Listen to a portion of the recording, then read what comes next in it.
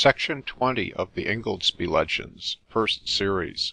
This recording is in the public domain. The Ingoldsby Legends, First Series by Richard Harris Barham. Section 20.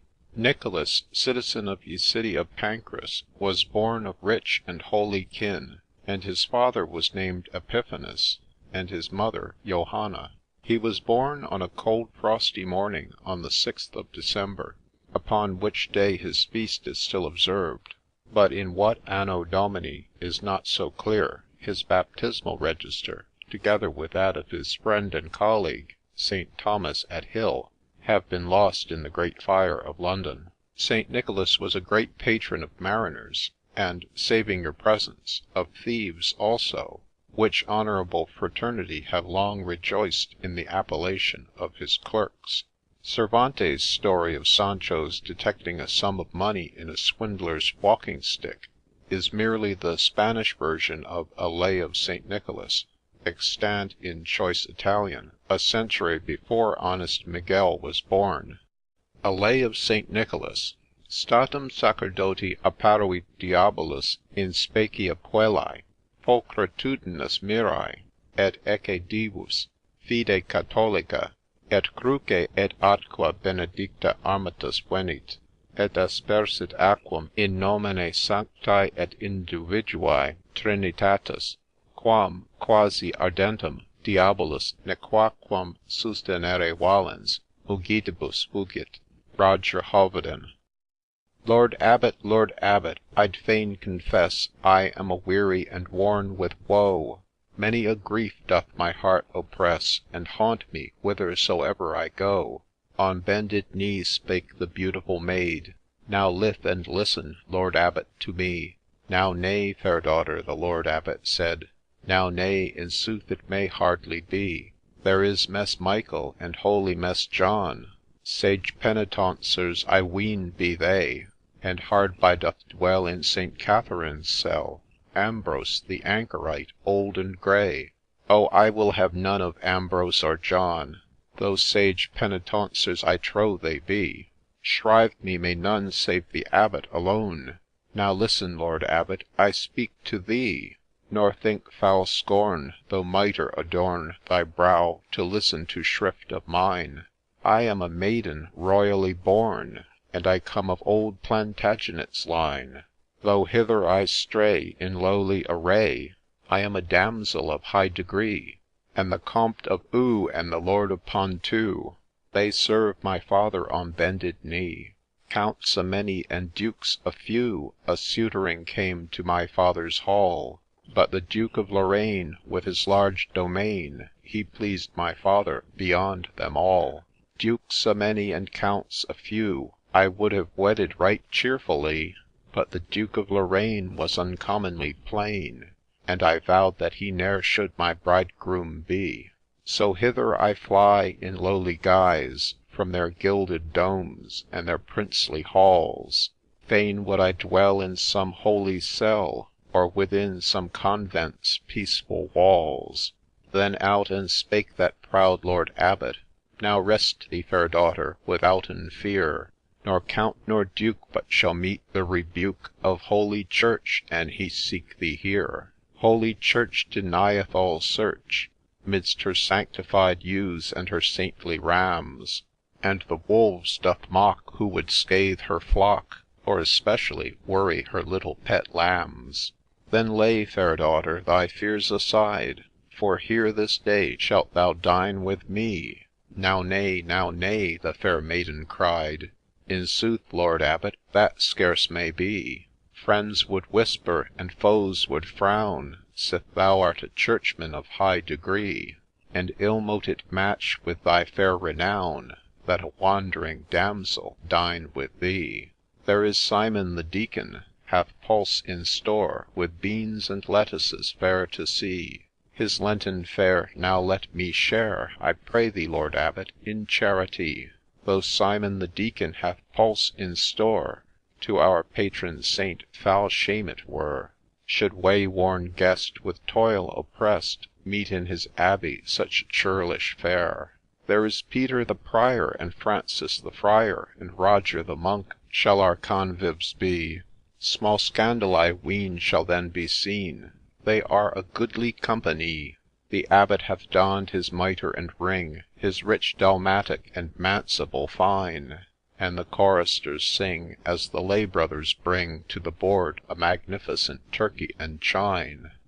The turkey and chine they are done to a nicety, Liver and gizzard and all are there, Ne'er mote Lord Abbot pronounce benedicite Over more luscious or delicate fare.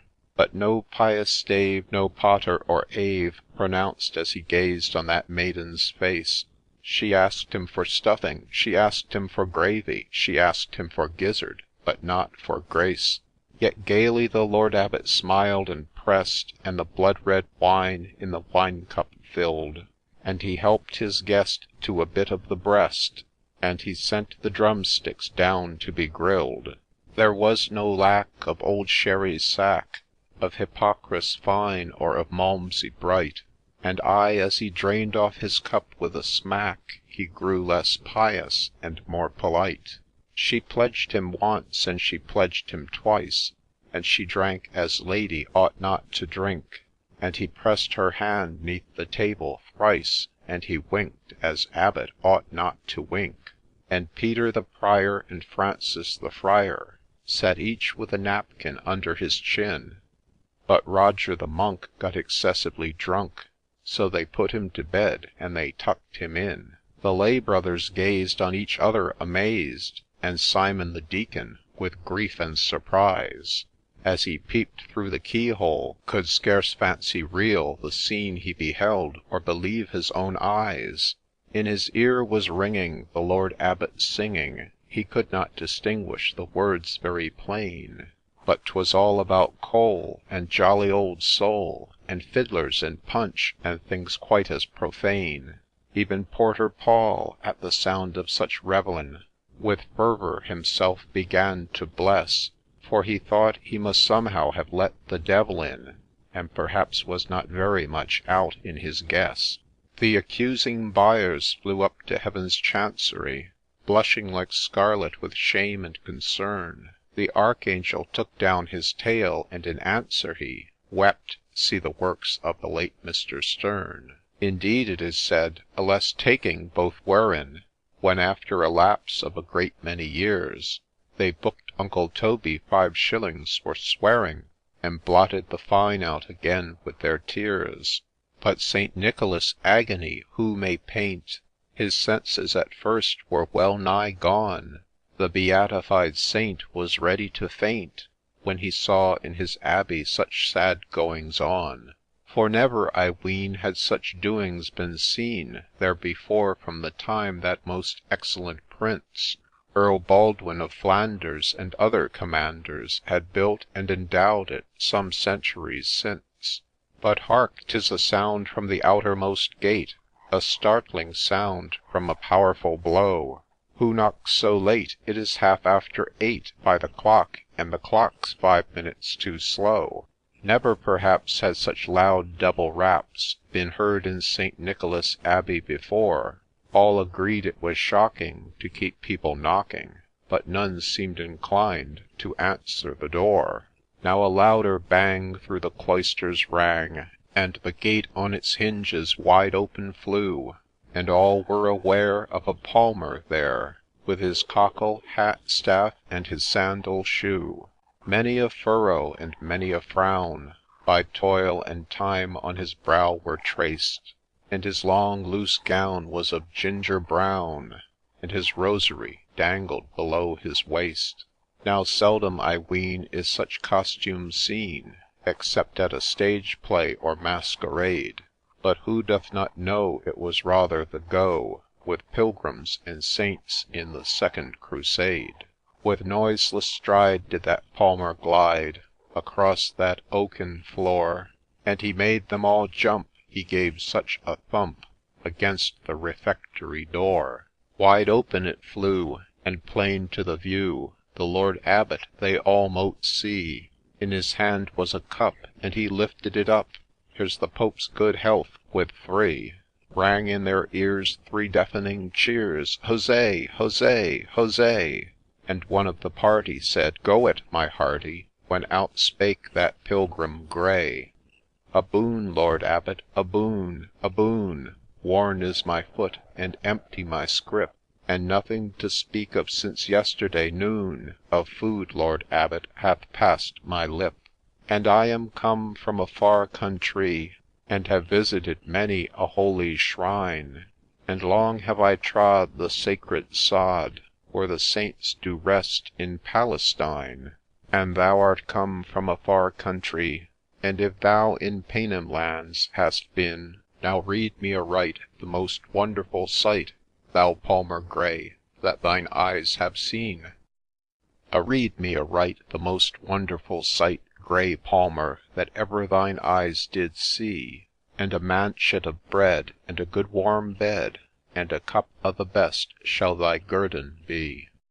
Oh, I have been East, and I have been West, And I have seen many a wonderful sight, But never to me did it happen to see A wonder like that which I see this night.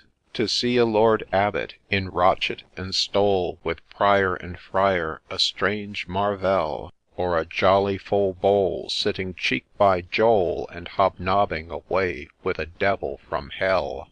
He felt in his gown of ginger brown, And he pulled out a flask from beneath. It was rather tough work to get out the cork, But he did it at last with his teeth. O'er a pint and a quarter of holy water He made a sacred sign, And he dash'd the whole on the soi-disant daughter Of old Plantagenet's line.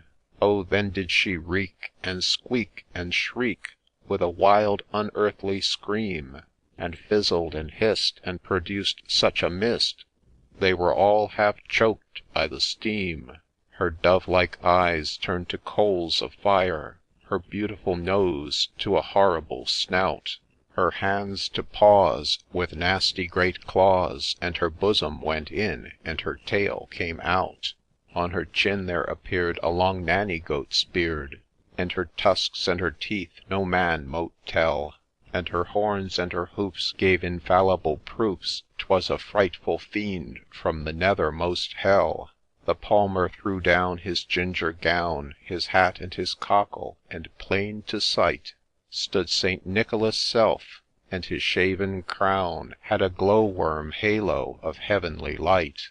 The fiend made a grasp the Abbot to clasp, But St. Nicholas lifted his holy toe, And just in the nick let fly such a kick On his elderly namesake, he made him let go, And out of the window he flew like a shot, For the foot flew up with a terrible thwack, And caught the foul demon about the spot Where his tail joins on to the small of his back, And he bounded away like a football at play, Till into the bottomless pit he fell slap, Knocking Mammon the meagre, or Percy Belphegor, and Lucifer into Beelzebub's lap. Oh, happy the slip from his succubine grip That saved the Lord Abbot, though breathless with fright. In escaping he tumbled and fractured his hip, And his left leg was shorter thenceforth than his right. On the banks of the Rhine, as he's stopping to dine, From a certain inn window the traveller is shown Most picturesque ruins, the scene of these doings, Some miles up the river, south-east of Cologne. And while sauerkraut she sells you, the landlady tells you That there in those walls, now all roofless and bare, One Simon a deacon from a lean grew a sleek one On filling a ci devant Abbot's state chair. How a ci devant Abbot, all cloaked in drab butt, Of texture the coarsest, hair, shirt, and no shoes, His mitre and ring, and all that sort of thing, Laid aside, in yon cave lived a pious recluse. How he rose with the sun, limping dot and go one, To yon rill of the mountain in all sorts of weather, Where a Prior and a Friar, who lived somewhat higher Up the rock, used to come and eat cresses together. How a thirsty old codger, the neighbours called Roger, With them drank cold water in lieu of old wine. What its quality wanted he, made up in quantity, Swigging as though he would empty the Rhine.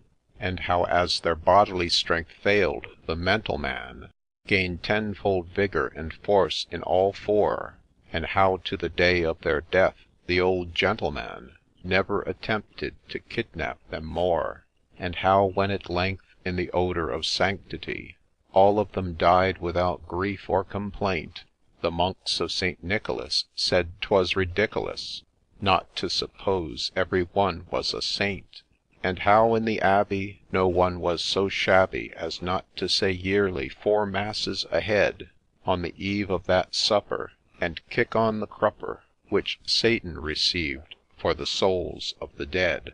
How folks long held in reverence their relics and memories, how the ci devant abbots obtained greater still, when some cripples, on touching his fractured os femoris, threw down their crutches and danced a quadrille, and how Abbot Simon, who turned out a prime one, these words which grew into a proverb full soon, or the late Abbot's grotto, stuck up as a motto, who sups with the devil should have a long spoon.